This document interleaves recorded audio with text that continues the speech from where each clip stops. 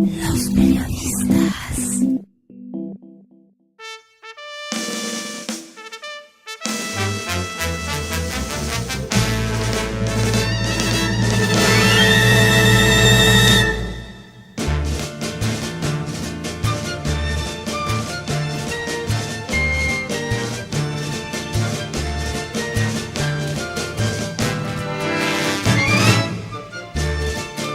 De un tiempo a la fecha se ha prodigado sin freno la costumbre de beber agua todos los días, cuando en el pasado las estudiantinas pregonaban todo lo contrario.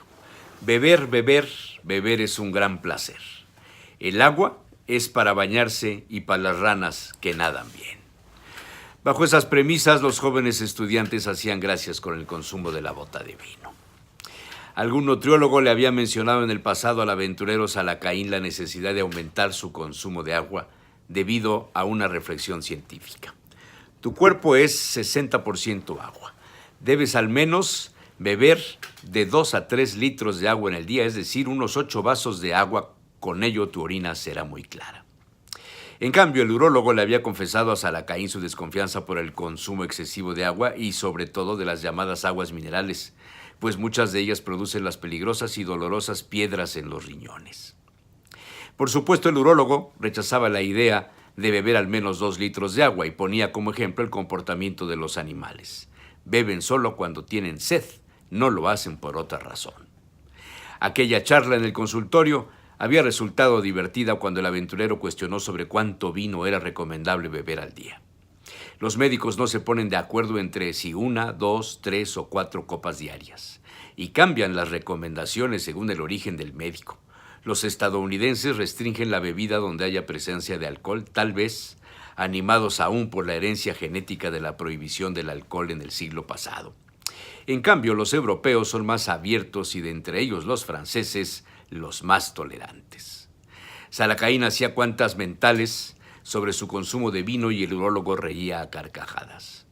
El aventurero había sido consumidor de los caldos derivados de la uva en su condición bebible y no transformada en aguardiente de entre 500 y 750 mililitros diarios, acompañados a veces de algún digestivo y por supuesto algún vaso de agua.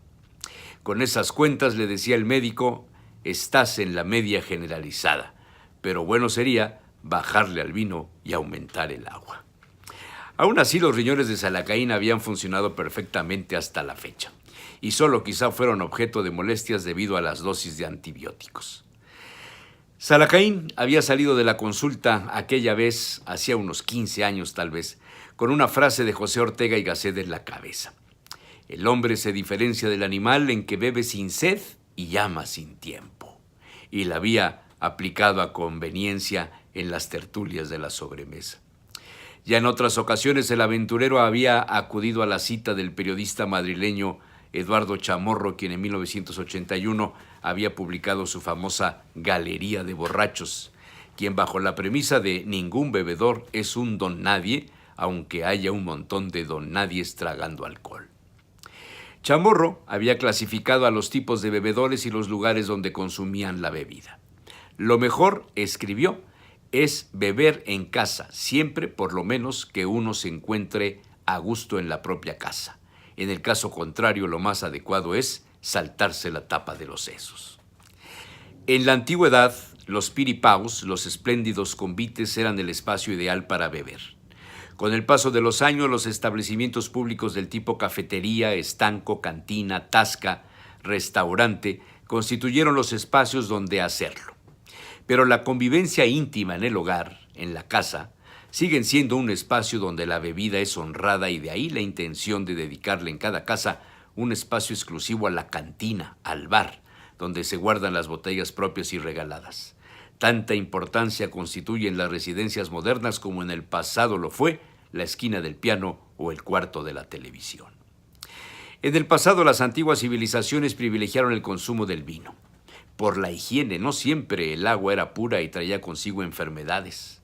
Argumentos sanitarios y religiosos hicieron del vino el líquido por excelencia, aunado a los efectos en el comportamiento de los consumidores.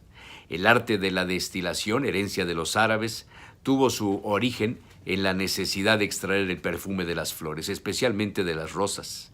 De ahí se pasaría a obtener la concentración de los jugos de frutas como el vino y con ello el descubrimiento de los grados de alcohol en las bebidas pasadas por el alambique. Decía Antelmo Brillat Savarin sobre el tema: se empezó a creer que era posible descubrir en el vino la causa de la exaltación de sabor que da al gusto una excitación tan particular, y de prueba en prueba se descubrió el alcohol, el espíritu del vino, el aguardiente. El alcohol es el monarca de los líquidos y lleva al último grado la exaltación del paladar. Sus diversas preparaciones han abierto nuevas fuentes de goce. Da a determinados medicamentos una energía que no podrían alcanzar sin su mediación. Se ha convertido en nuestras manos en un arma formidable, ya que las naciones del Nuevo Mundo han sido dominadas y destruidas casi tanto por el aguardiente como por las armas de fuego. El afamado abogado y diputado a los Estados Generales había vivido un tiempo en Suiza y en Estados Unidos. De esta última estancia sacó las conclusiones del fatal uso del alcohol entre las tribus americanas, con lo cual es de entenderse posteriormente la declaración de la llamada Ley Seca. Es el propio Brillat Savarin quien define para el mundo de la gastronomía el concepto de la sed, y dice en su primera premisa: la sed es el sentimiento interior de la necesidad de beber.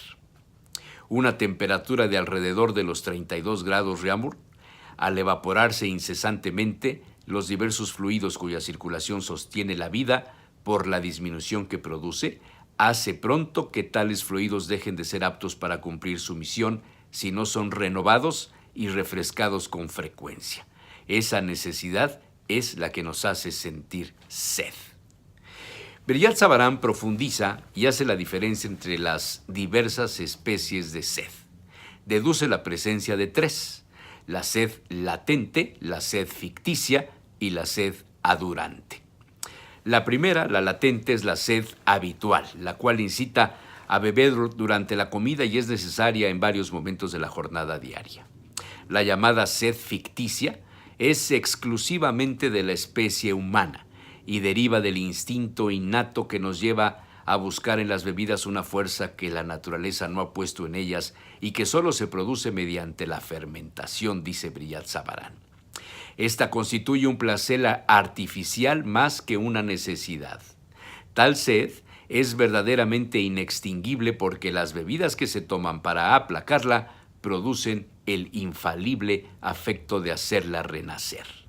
Esa sed, que acaba por hacerse habitual, produce a los borrachos de todos los países, y ocurre casi siempre que la importación no cesa hasta que la bebida falta o, venciendo al bebedor, lo ha puesto fuera de combate.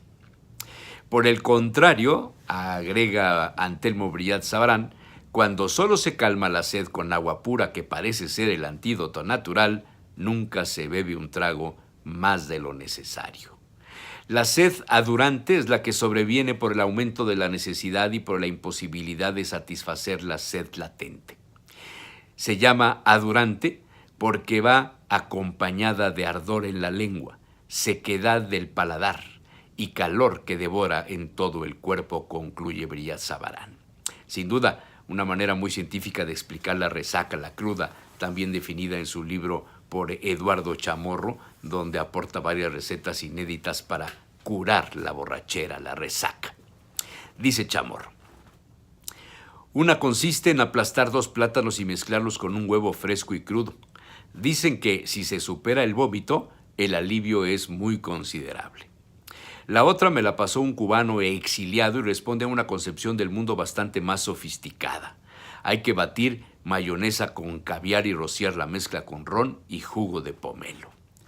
Hay otras formas mucho más sencillas, desde el Alka-Seltzer hasta el café solo en dosis masivas y de similares resultados. No hay manera de combatir la resaca, concluye Chamorro. En fin, cuestiones de sed, llámese como se llame. El agua es para las ranas, para bañarse y de vez en cuando para acompañar los alimentos. Bien lo dijo Lucio Aneo Séneca: el vino lava nuestras inquietudes, enjuaga el alma hasta el fondo y asegura la curación de la tristeza.